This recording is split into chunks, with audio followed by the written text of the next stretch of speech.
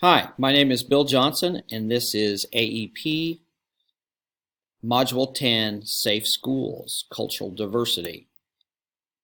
Module 10, why creating an environment where students are known, accepted, valued, and respected is so vital to bullying prevention. Here are the praxis standards, which are standards 3, C, 2 through 5. I'm not going to read them all to you here. It basically sets up a community of care and support for students. One, that students are respected, valued, trusted, and cared for, and that leads them to be an active member in your school. The standards also, 2A talks about implementing awareness programs at your school, and also knowing that resources of academic and social supports, extracurricular activities for a wide range of learners are very important to provide for student engagement. There also is letting the students know in these standards that they do have a lot of outreach programs, and then teaching the students how to interact with adults, with their peers, and with the community so that they have developed positive relationships is standard 4, and standard 5 is so that they have engaged in our school and have positive student conduct.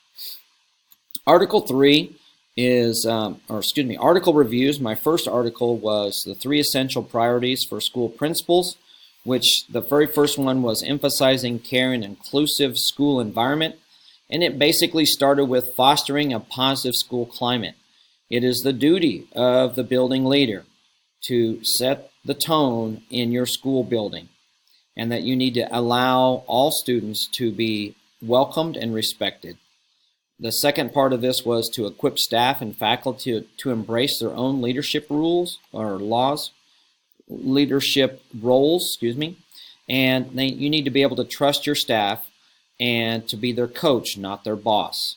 The old top-down method in school administration is very outdated. And then to collaborate with your community. Leaders need to get to know their social, cultural makeup of the community, and communication is the key, and you can draw on a lot of those businesses to help you out. And there are the standards that fit in with that. Couple articles were how feeling respected transforms students' relationship to schools. Teachers try to get to know their students. The first thing is to respect your students. Feeling respected can change how hard a kid is willing to work in your class. Simple things like just getting to know their name and pronouncing it correctly are very important to that respect. Also, race and respect, you need to understand that there are some stereotypes associated with certain ethnicities, and we as teachers need to understand that and understand their culture, and that can improve our relationship with all of our students. Another thing is to build empathy, not just discipline a kid without caring about them. Find out why a student is misbehaving and try to help them through it. Just having one better relationship with a teacher changed how students interact with all teachers in a classroom, one of the studies showed. The next article was strategies for building a productive and positive learning environment, and they basically said that there are 5 different things you can do. Make learning relevant, and that is develop a code of conduct, employ a positive action curriculum, help students to develop intrinsic motivation, that is, what is going on in their own mind. They need to be responsible for their own learning, and we can turn it over to them eventually. We want to reinforce the positive behaviors. We want to catch them doing something right. And that's always a unique saying, that we want to catch them doing something right. And always respond with positivity towards our students. The final article that was assigned to us was creating a warm, inclusive classroom environment, planning for all children to feel welcomed. And when we're planning our classrooms, the design of them, the layout is so important that we can promote a sense of comfort to all students and security. Sometimes just having some neat pillows or some colors, different colors, other than just your blah classroom can improve a lot of relationships with students. And then students with disabilities, we oftentimes can just rearrange the furniture so the students with disabilities can get around just a little bit easier. That's an easy fix. Other things are classroom procedures. Create a tradition or a saying for your class. We have a new principal this year in Norton High School, and she brought with her a saying that she will, before every assembly, she says, "Norton Blue Jays are," and the students yell out, "respectful, responsible, and engaged."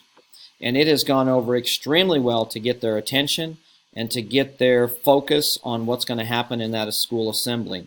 I really like it. Some other classroom strategies are model and teach self-advocacy and self-determination skills. That is, they need to be an advocate for themselves. What do they need to finish a lesson? What do they need to get them to allow them to understand the concept that you're teaching? Another thing is to determine what type of learning environment they need. Do they need a quieter environment? Do they need, to be set apart from the students in quietness, or do they want to work in pairs a lot better than they work by themselves? That's easy fix as well. Teaching and practice reflective or active listening. Teachers, we need to listen to students so that they will be able to listen to us. And the last thing that this article talked about was use children's literature. And I don't know a lot about this because I'm at the high school level, but they talked a lot about bibliotherapy to students to provide possible solutions to their problems and using children's books for that. There's 4 additional articles that we're encouraged to find, and I found the first one I found was Bullying Epidemic, Facts, Statistics, and Prevention. I was shocked to find out that there are no federal laws about anti-bullying in schools. However, 49 states do have laws, and they mentioned 10 steps to combat preventing bullying, and they were pretty good, but I won't read all of them, but they were mainly to recognize what's going on. Teachers need to get out of the classroom and recognize, and when you do see something, act immediately, remain calm, hold innocent bystanders that are standing around accountable for their actions as well, and then to seek more training for the students. The next article I had was Down with Put Downs, and this was an article that talked about we need to stop putting people down, and they use open classroom meetings to discuss problems that are going on. This would work extremely well, I feel, at the grade school level. And their example that they had, there was a bullying of an overweight child in a 4th grade, I think it was, and they sat down and they had an open classroom meeting to discuss the problem. And it's based off the Glasser model of schools without failure.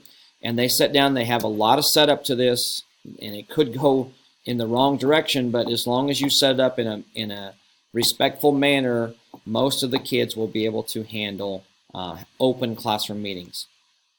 The next article was Build a Safe Environment.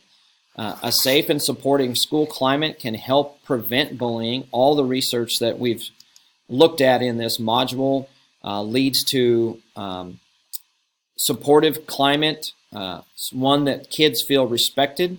There is less bullying. And when we have a safe and supportive environment, there's a lot of things that go into that, and it could be as much as training the staff, teacher monitoring a lot of the hot spots that are going on, and you need to set the tone in your classroom. And that brings up the managing the classroom to prevent bullying. You need to set ground rules.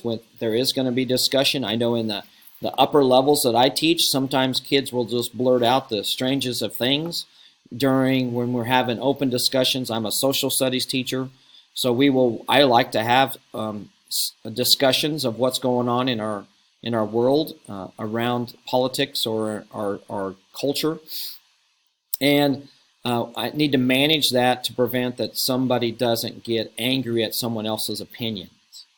We need to have class. They also mention classroom meetings, just like the previous article, and how to set the ground rules for that. The last article I read was about bullying and harassment of students with disabilities. I was shocked to find out that students with disabilities are 2 to 3 times more likely to be bullied than their peers. And this article talked about the importance of using peer advocacy groups, or a peer advocate, another student who comes in and to the rescue, you might say, of the disabled person.